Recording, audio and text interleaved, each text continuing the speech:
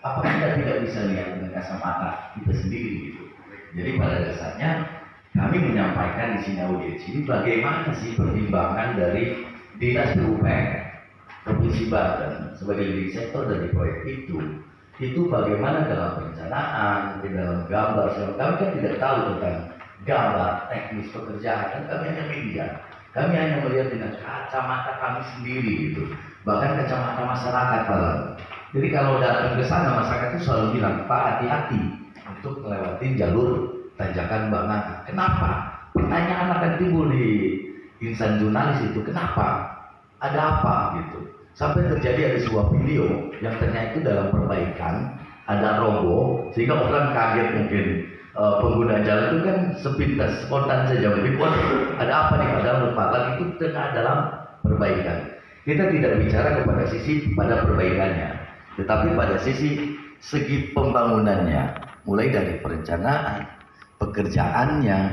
Karena dari hasil yang kami lihat ini, kasat mata, tata letak, dari keindahan mata, pembangunan kan tidak hanya pada kualitas mutu juga Pak. Kita bicara tentang percepatan pembangunan yang normal, yang optimal, itu harus melalui pandangan, apalagi sekarang itu keindahan itu juga diutamakan. Jangan kita bicara tentang kualitas, mutu, keindahan program pembangunan itu nggak jelas, nggak baik, dan nggak dilihat aja nggak nyaman gitu, nggak indah Pak.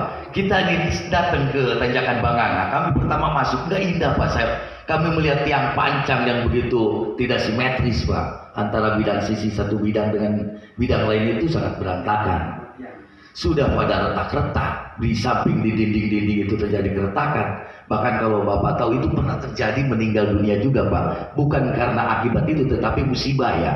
Musibah itu terjadi karena apa penyebabnya? Ada jalan yang licin. Itu sebetulnya sudah ditahan dengan penyangga itu, beton. Tetapi ternyata tembus Pak, berarti retak Pak. Ada lubang, celah yang mengakibatkan air mengalir dengan lumpur dari celah-celah itu. Ada kendaraan jatuh di sana, pernah terjadi Pak itu. Jatuh, terpeleset karena licin, mentok si korbannya ini ke beton, pecah kepala, meninggal. Penyebabnya memang itu musibah, tetapi sababia Pak. Kalau saja tidak ada beton itu mungkin masih kepada tanah gitu. Tetapi kita sesalkan juga, bukan dalam arti tidak harus dibeton. Itu harus juga Pak, karena tanah itu khawatir labil juga kan. Apalagi dia perbukitan, yang tanah tidak banyak di situ.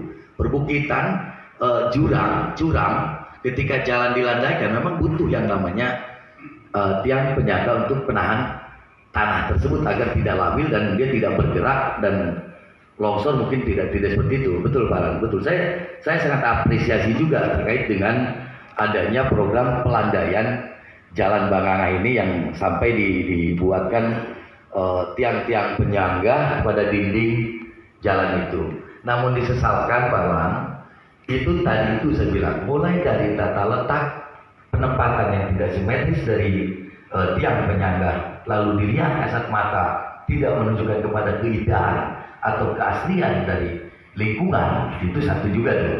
Itu jadi kajian juga kan Pak. Artinya pemerintah pasti berharap pembangunan ini memiliki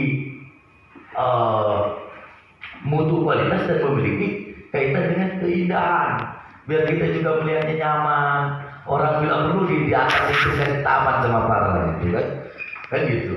Itu dengan anggaran tentunya kan.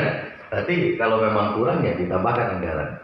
Yang kedua, satu tadi, bagaimana pelaksanaan kegiatan itu, apa betul tiang pancangnya misalkan sudah punya kualitas. Kita juga tidak tahu kapasitas tiang itu berapa, bobot beban juga berapa, menggunakan beton yang seperti apa. Kami bukan orang teknis, tetapi kami akan mendengarkan gitu. Siapa yang tahu tentang teknis itu, kita hanya mendengarkan, mencerna, pasti menulis. Dan gitu Pak.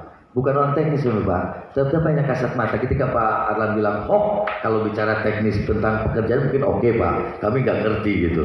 Karena mungkin bisa juga dibilang, tetapi kami tidak bicara tentang teknis pekerjaan. Hanya kami bicara tentang hasil proyek yang menurut kami, pandangan kami dan pandangan masyarakat di Pandeglang, ini gagal konstruksi. Kenapa gagal konstruksi? Konstruksi itu kan bagian dari pekerjaan pembangunan, bidang-bidang yang dilakukan dalam proyek itu sebuah konstruksi. Jadi ketika itu ada roboh atau bidang tidak simetris saja itu udah konstruksi. Jadi konstruksinya gagal ya apa? Misalkan bidang tidak simetris menurut kami sudah gagal. Belum lagi kita bicara bagaimana kualitas beton, kami juga tidak tahu. Siapa yang tahu? Mungkin kami dari teman-teman bisa membuat surat, melayangkan surat kepada lembaga yang berkompeten untuk mengecek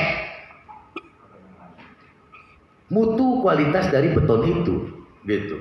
Lalu bagaimana tentang sistem? Apa kami juga harus membuat surat ke bidangnya yang memang punya kaitan dengan tata bangunan yang harus maksimal optimal untuk dilaksanakan misalkan, kan gitu.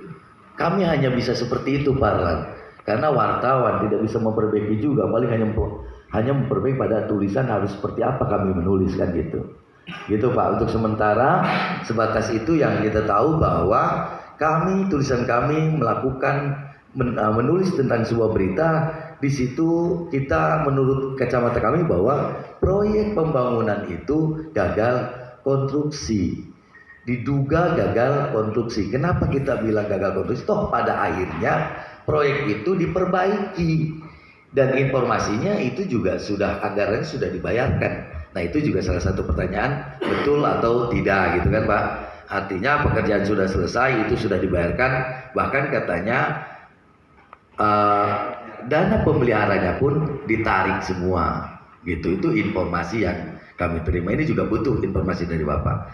Mungkin sementara saat ini saya sampaikan hanya seperti ini, dan tolong juga dicatat nanti ada tambahan apabila teman-teman juga sudah menyampaikan itu. Saya beri waktu kepada teman-teman yang memang ada pandangan yang lain. Mungkin izin karena tak panjang Pak ya, takut saya lupa nanti catatannya. Jadi maksud saya biar kita tanggapi satu persatu aja.